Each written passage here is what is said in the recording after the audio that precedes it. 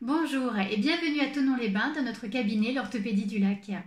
Dans cette vidéo, je vais illustrer ce que j'expliquais dans mon article sur le doigt emmaillé ou mallet finger et surtout montrer comment réaliser le strap qui va maintenir l'attelle en place.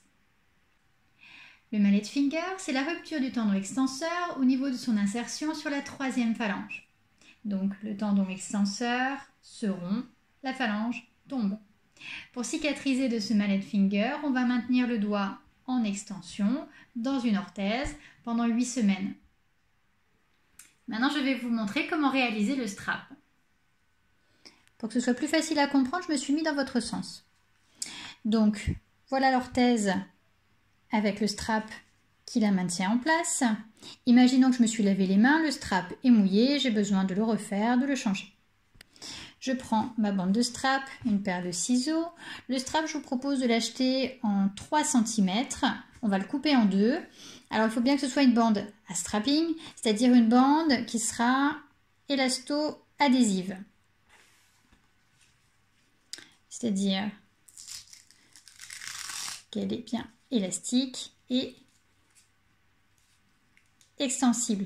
C'est important pour ne pas entraver le mouvement du doigt.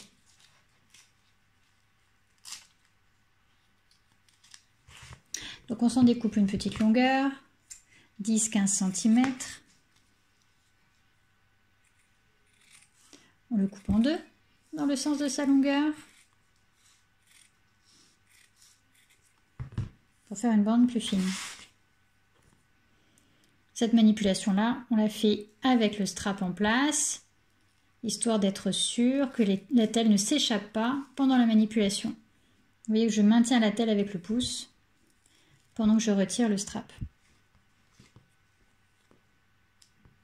On peut aussi maintenir l'attelle contre la table.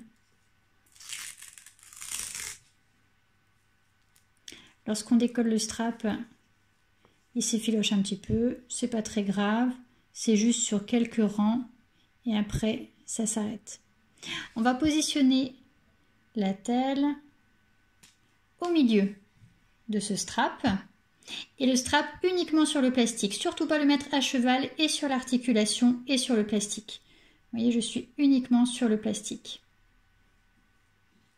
En passant dessous, je vais croiser sur l'articulation et revenir sur la première phalange. Même chose de l'autre côté. J'essaye toujours de maintenir l'orthèse en place pour ne pas qu'elle roule. Je tire le strap. Je croise sous l'articulation et je reviens sur ma première phalange. Ce qui est en trop, je le découpe. On n'a pas besoin d'avoir 50 tours autour de la phalange. Ça risquerait de faire garrot. Et de toute façon, il n'y a que la couche de strap de dessous qui est adhésive et qui se maintient à la peau. Voilà, mon strap est changé.